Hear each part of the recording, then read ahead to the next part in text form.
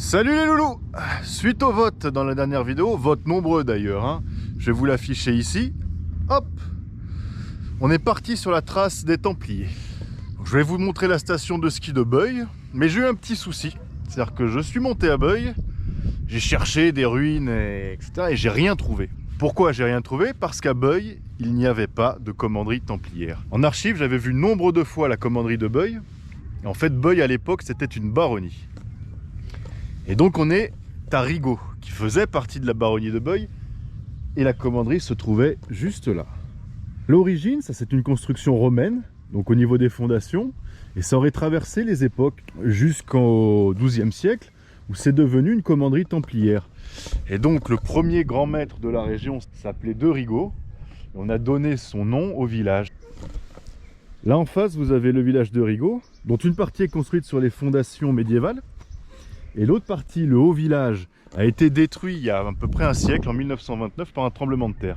Ce qui s'est passé, c'est que les gens sont venus piquer les pierres pour monter les constructions plus récentes. Donc il ne reste pas grand chose. Ce qu'on va faire, on ne va pas détecter ici, bien entendu, parce que ça a déjà été fait un nombre incalculable de fois. Mais j'ai repéré en face des restanques qui datent des Romains. Et je pense que là-bas, on a plus de chance. On va aller se retrouver sur les restanques et voir un peu nos découvertes. Nous voilà dans les restanques. Alors, à ma grande surprise, il y a eu un feu ici. Hop, je vais vous montrer. Donc il y a quelques années, hein, puisque les arbres ont repris. Ce qui nous dégage pas mal le chemin. Là en face, donc c'est le village de Rigaud, avec la commanderie qui est au-dessus. Les ruines de la commanderie qui sont au-dessus. Vous voyez, l'ancien village, ça c'est le...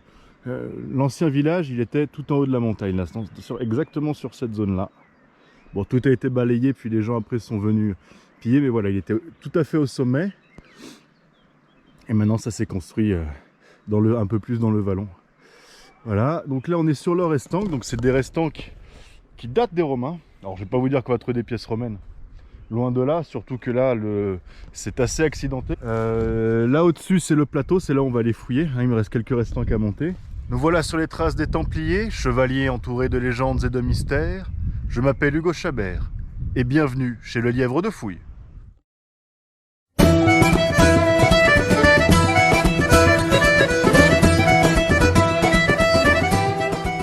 Bon, il aura pas fallu longtemps pour attendre un premier son. C'est du ferreux, mais calmez-vous les amis. Je vous reprends quand je l'ai sorti. Hop, première trouvaille.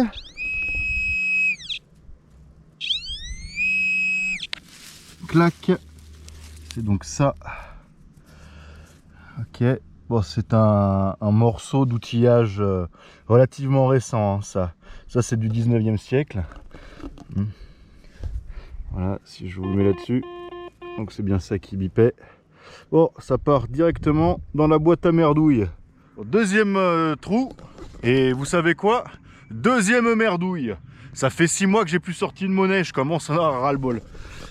Alors regardez, c'est carrément un bout de fil de fer. Donc bon, c'est un tube en fer. Tac, si ça veut bien faire la mise au point. Bon, on continue. Donc là, bon, trou suivant. Alors, celui-là, il est mouse. Hein. J'ai vraiment fait un trou profond. C'est pas un avant-bras, mais presque.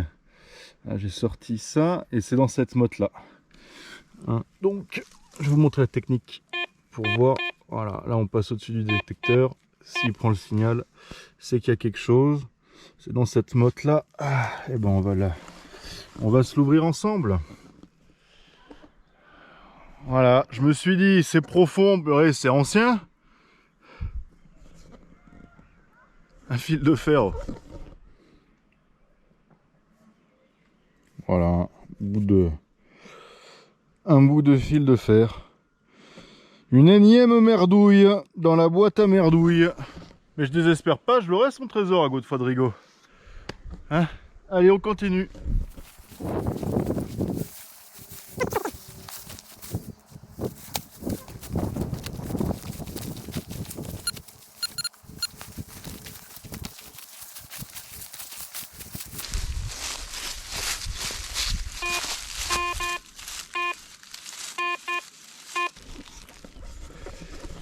Bon, encore le même signal, c'est-à-dire que ça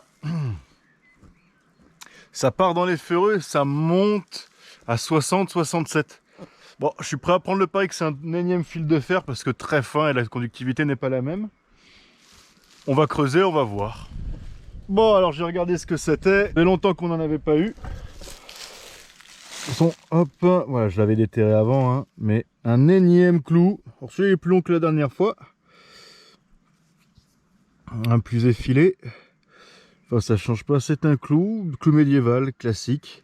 Hein, donc ça a été forgé à la main. À l'époque, bon, on le faisait dans une enclume. J'ai fondre ça dans une enclume.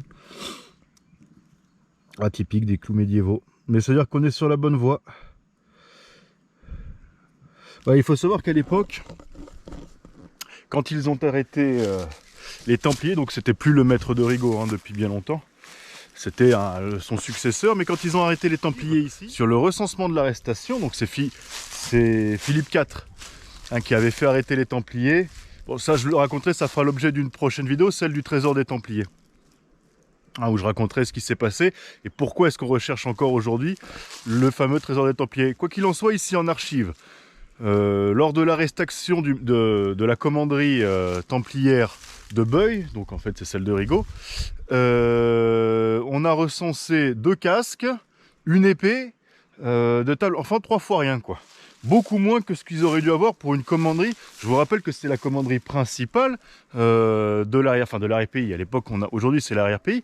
À l'époque, c'était de toute la région. Hein. C'était un fief très très important à l'époque. Et on recense un casque, enfin rien quoi, 3 merdes, des tables je crois.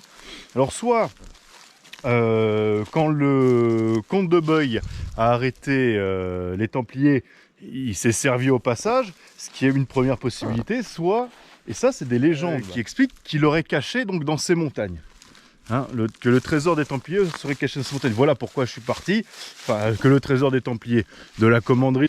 Pour l'instant des clous, mais je préfère ça au fil de fer. Allez, on continue.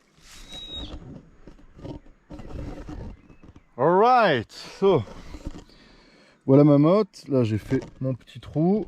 La motte.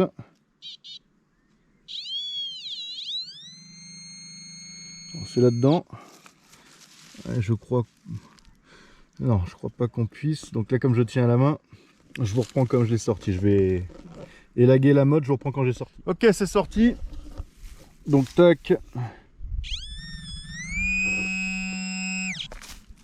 c'est donc ça, donc un bout de clou tordu ce coup-ci, mais c'est un clou hein. Il n'y a plus la tête qui était ici et la pointe là, il est tordu, mais c'est effectivement un bas de clou.